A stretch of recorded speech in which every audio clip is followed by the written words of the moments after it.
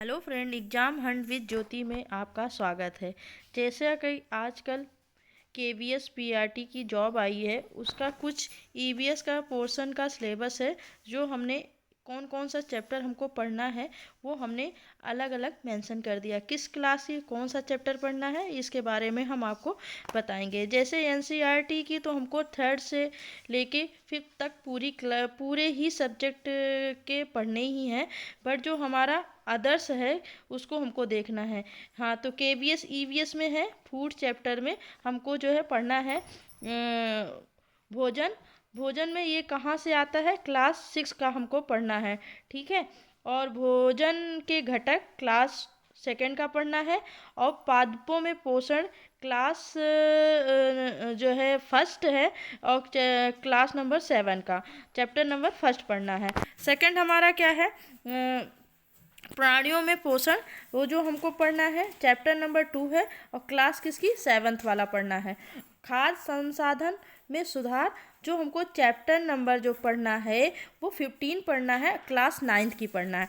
तो ऐसा कहा जा रहा है कि जो भी हमको पढ़ना है वो 1 से लेके 12th की एनसीईआरटी पूरी ही पढ़नी है, पूरी पढ़नी है। उसमें हमको जो है फूड वाले में क्या क्या पढ़ना है, तो उसमें हमको क्लास 6 की जो पढ़ना है भोजन, ये कहाँ से आता है उसके बारे में पढ़ना है। सेकंड क्लास 2 की जो है भोजन के घटक पढ़ना है। फिर क्लास 7th में चैप्टर नंबर 1 में पादपों में पोषण पढ़ना है। और क्लास 7th की चैप्टर नंबर 2 का प्राणियों में पोषण पढ़ना है। और क्लास 9th की चैप्टर नंबर 15 का खाद्य संसाधन एवं सुधार पढ़ना है, ठीक है। अब हम प्लांट के बारे में देखते हैं, प्लांट में कौन कौन सा चैप्टर हमको पढ़ना है। तो प्लांट में क्लास 7th की चैप्टर नंबर 1 में पादपों में पोषण पढ़ना है। चैप्टर नंबर 7 क्लास 6 की पौधों में जानिए, उसके बारे में पढ़ना है। क्लास नंबर 7 में चैप्टर नंबर 12 पादपों में जनन, उसके बारे में पढ़ना है, ठीक है। और क्लास नंबर 8 जो है, 8 की जो है एनसीईआरटी की चैप्टर नंबर 7 का हमको पढ़ना है पौधे एवं जंतुओं का संरक्षण, उसके बारे में पूरा पढ़ना है। और ये आपको जाके जो है वहाँ पे एनसीईआरटी जो साइट पे उस पर जाके ये सारे चैप्टर आपको मिल जाएंगे।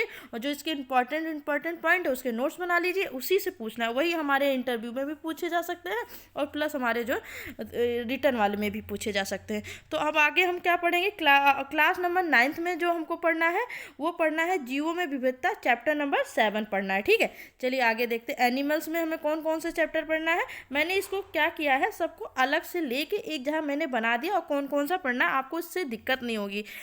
अब हम देखते हैं एनिमल्स में कौन पढ़ना है। चैप्टर नंबर 9 क्लास 6 का सजीव एवं उसका परिवेश पढ़ना है, ठीक है। और चैप्टर नंबर 2 क्लास 7th का प्राणियों में पोषण पढ़ना है, ठीक है।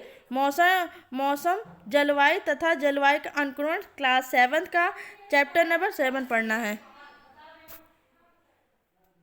और जंतु एवं पादप परिवहन, क्लास 7 का चैप्टर नंबर 11 पढ़ना है, ठीक है। अब हमको जो है पशुओं में प्रजनन, क्लास जो है 8th का चैप्टर नंबर 9 पढ़ना है। चलिए नेक्स्ट देखते हैं और क्या है।